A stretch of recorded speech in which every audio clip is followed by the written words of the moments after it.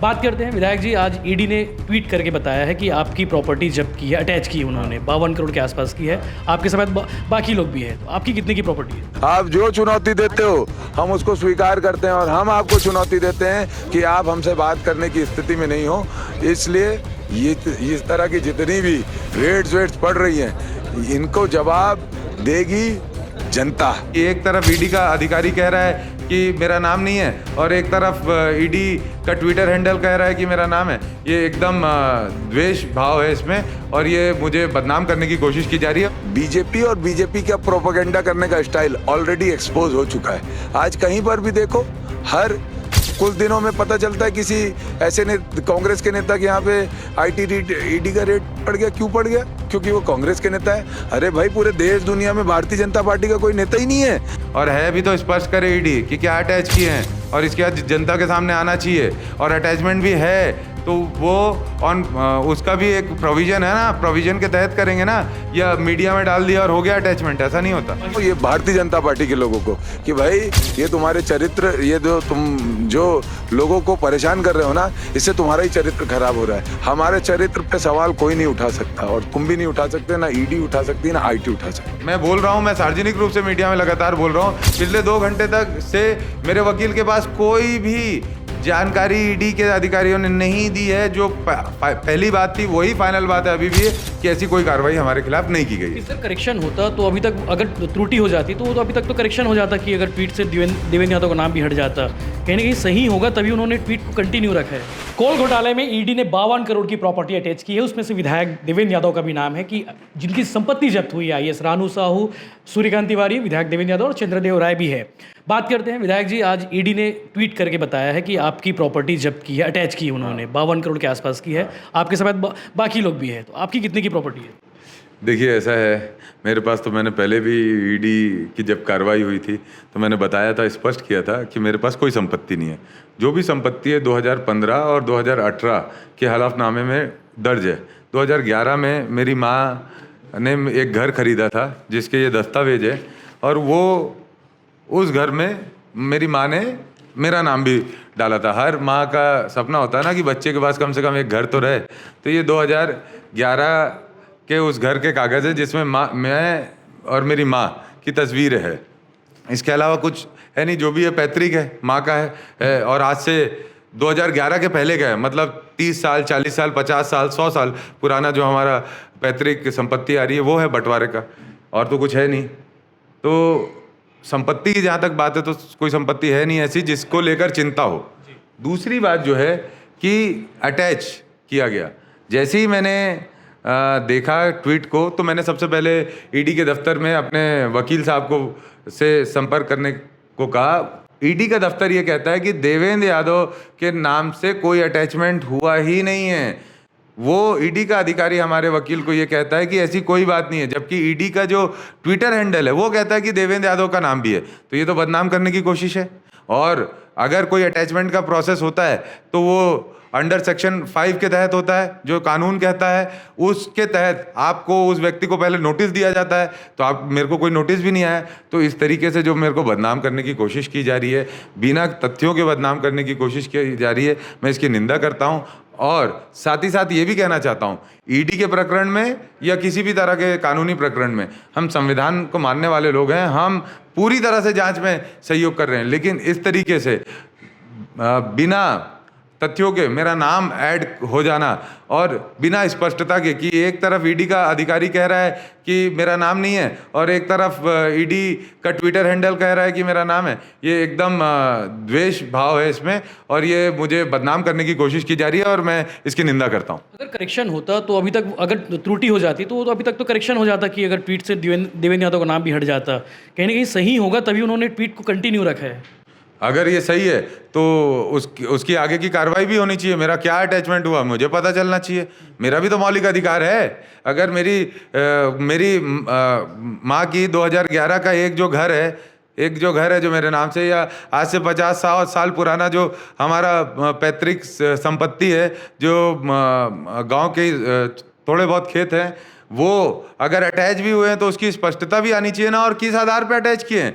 अगर ये प्रकरण 2019-20 का ये कहते हैं और ये 2011 का मेरी माँ का घर है, तो उसको किस आधार पे इन लोगों ने अटैच किया, इसकी भी स्पष्टता आनी चाहिए। और अटैचमेंट का कोई प्रोसेस तो है, कानून तो है, और कोई जानकारी नहीं है। और अभी तक ये मैं बोल रहा हूं, मैं सार्वजनिक रूप से मीडिया में लगातार बोल रहा हूं, पिछले 2 घंटे तक से मेरे वकील के पास कोई भी जानकारी ईडी के अधिकारियों ने नहीं दी है। जो पहली बात थी वही फाइनल बात है अभी भी है कि ऐसी कोई कार्रवाई हमारे खिलाफ नहीं की गई। किससे बात हो रही है वहाँ पे ईडी में? मतलब कोई जिम्मेदार अधिकारी होगा जिनसे बात हो रही है, आप लोग जिनकी बातों को यकीन कर रहे हैं कि यार कोई करेक्शन तो है?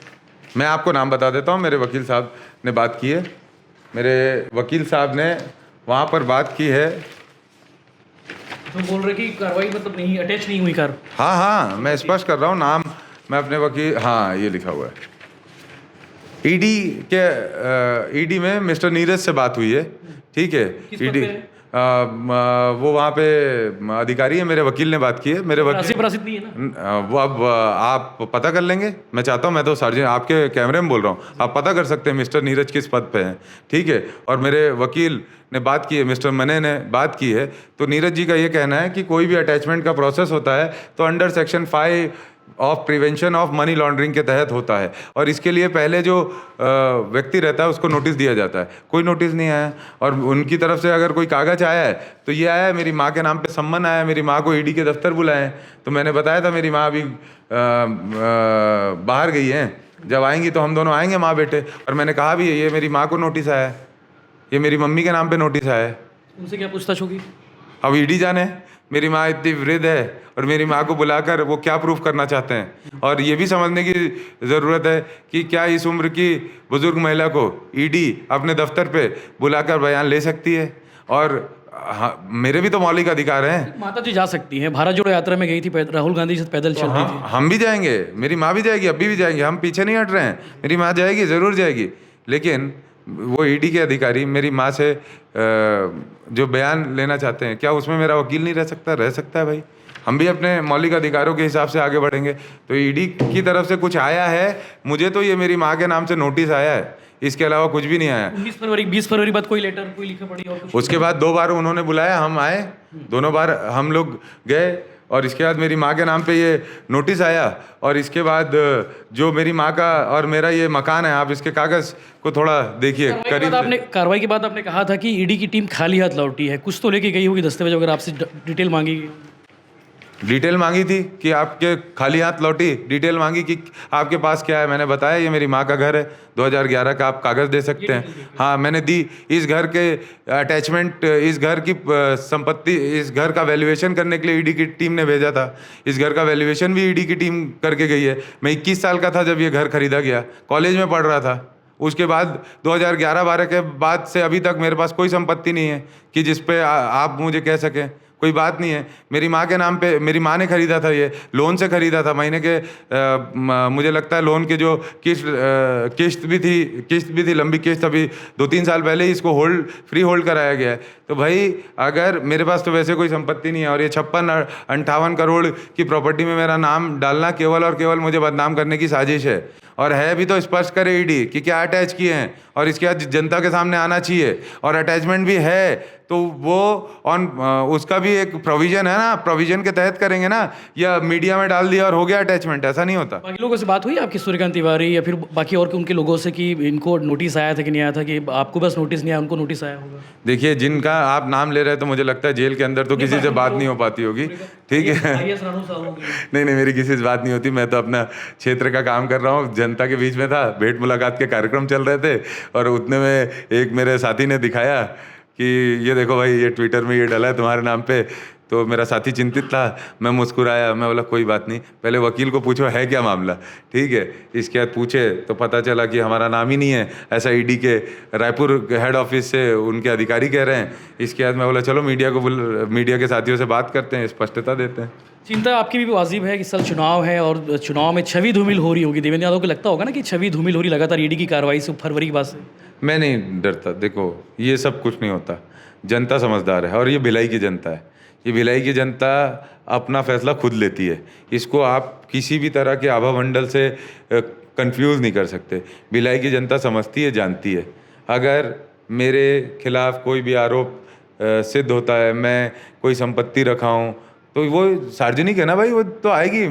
कैसे छुपेगी, कैसे छुपेगी? वो आएगी, ईडी भी बताएगी, ईडी के माध्यम से भी पता चल जाएगा। लेकिन जब कोई बात नहीं तो मैं डरूं क्यों? और डरूं किससे? षड्यंत्रकारियों से बिल्कुल नहीं डरूंगा, कभी नहीं डरूंगा, बिल्कुल भी नहीं डरूंगा। मैं नहीं डरूंगा, इसलिए नहीं डरूंगा क्योंकि मैं सच हूँ और मैंने कोई भी किसी भी तरह का गलत काम नहीं किया है, तो मैं इस तरह के कन्फ्यूजन में नहीं आऊँगा। और मुझे पूरा विश्वास है भिलाई के लोगों पे, बहुत जागरूक लोग हैं, इस शहर ने इतना सिखाया है, जागरूक शहर है, ये सब बातों में कन्फ्यूज में नहीं होगा। कन्फ्यूजन में अगर कोई है तो भारतीय जनता पार्टी है, वो थोड़ा ज़्यादा खुश हो रही होगी कि अरे सोशल मीडिया पे बाढ़ आ गई अभी तो। हाँ, तो वो खुश हो रही होगी थोड़ा कि अरे बहुत अब तो वीडियो भी वायरल हो रहा है, सीना ठोक के आपने कहा था कुछ नहीं मिला।